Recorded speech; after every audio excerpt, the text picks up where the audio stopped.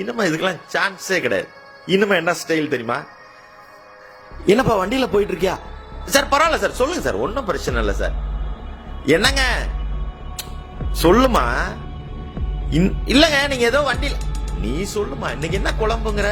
Doctor படத்துக்கு தானம்மா, போமா சிவகார்த்திகேயன் பாப்போமா அப்படின்னு ரொம்ப அசால்ட்டா, ரொம்ப கேஷுவல் ஆயிட்டோம்.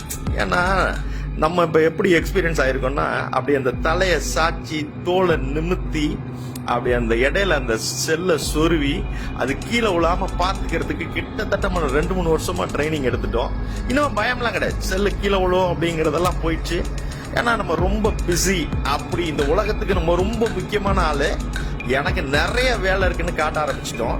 இதுல ஒரே ஒரு பாயிண்ட் என்னன்னா, இப்ப இதுக்கு வயசு வித்தியாசம் எல்லாம் கிடையாதுங்க. பெரியவங்களா இருக்கட்டும், சின்னவங்களா இருக்கட்டும், காலேஜ் பொண்ணுங்களா இருக்கட்டும், வேலைக்கு போற லேடிஸா இருக்கட்டும், 2 பிள்ளைங்களங்க. ஒண்ணு வந்து டேங்க்ல உட்கார்ந்துருக்கும், அதுவே அப்படியே அந்த இடத்துல உட்கார்ந்துருக்கும், நடுவுல ஒண்ணு உட்கார்ந்துருக்கும், பின்னாடி அந்த அம்மா உட்கார்ந்துருக்கும். கழுத்தை சாச்சிக்கிட்டு தோலை நிமித்திக்கிட்டு அவரு ஓட்டிக்கிட்டு இருப்பாரு. இந்த அம்மா அது கையில வச்சுட்டு இந்த செல்ல ஏதோ ஒண்ணு நோண்டிட்டு இருக்கும்.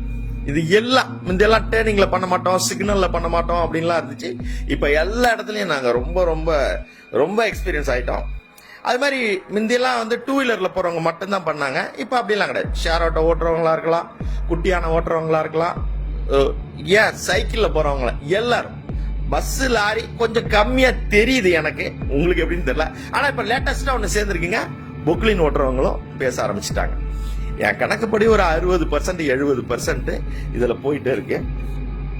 முந்தியெல்லாம் இந்த 2 வீலர்ல சைடு ஸ்டாண்ட் போறவங்கள்ட்ட தப்பே அந்த சைடு ஸ்டாண்டு இல்லாட்டி ஒரு பெரியார் அந்த சைடு ஸ்டாண்ட் அப்படின்னு சொன்னீங்கன்னா அப்படியே கொஞ்சம் அப்படியே கருணையா அப்படியே நம்மள திரும்பி பார்த்து ரொம்ப தேங்க்ஸுங்கிற மாதிரி அந்த மூஞ்ச வச்சுப்பாங்க, இல்ல ஏதோ ஒரு கையாவது காட்டிட்டு போவாங்க.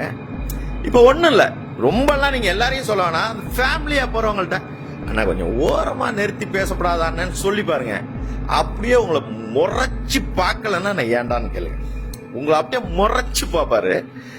எல்லாம் எனக்கு தெரியும், போயா போயா அப்படிங்கிற மாதிரி இருக்கும் அவருடைய பார்வை. ஆனா எனக்கு ஒண்ணு மட்டும் தெரியுங்க, எல்லாருக்கும் கனவு இருக்குங்க. நம்ம பொண்ணு காலேஜ் படிச்சுட்டு இருக்கு, எப்படியாவது அவருக்கு வேலை கிடைக்கணும், ஒரு நல்ல இடத்துல கல்யாணம் பண்ணி கொடுத்துடணும், நம்ம பையன் நிச்சயமா டாக்டர் ஆயிடுவான், அவனை எப்படியாவது டாக்டர் ஆக்கி பாத்துறணும், நம்ம சமுதாயத்து மத்தியில அவனை டாக்டர் ஆக்கணும் அப்படின்னு ஒரு மனசுல பெரிய வைராக்கியம் வச்சிருக்கீங்க. அந்த எப்படி அந்த நகர்ல ஒரு வீட்டை கட்டி ஆகணும்னு அந்த பிளாட்டை வாங்கி போட்டு 10 வருஷமா நீங்க அதை கனவு கண்டுட்டே இருக்கீங்க. ஸோ எல்லாருக்குள்ளேயும் ஒரு கனவு இருக்கு, எல்லாருக்குள்ளேயும் ஆசை இருக்கு.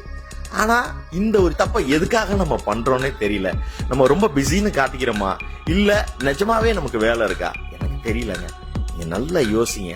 இதுல இருந்து நம்ம எல்லாரும் மாறலன்னா நம்ம நினைக்கிறதெல்லாம் செய்ய முடியாதுங்க. அதே மாதிரி எதுக்க வர்றவங்களுக்கு நிறைய வேலை இருக்கு, அவங்களுக்கு நிறைய கனவுகள் இருக்கும். அதனால இனிமே இந்த தப்பை யாரும் பண்ணாதீங்க. ஒரு 5 நிமிஷம் ஓரமா நின்று பேசுறதுனால நம்ம ஒன்றும் குறைஞ்சிட மாட்டாங்க. ஒரே ஒரு மொபைல் புதுசா வாங்கிட்டா ஓடி போய் டெம்பர் கிளாஸ் போடுற நமக்கு நம்ம உயிர் எவ்வளவு முக்கியம் தெரியாதாங்க.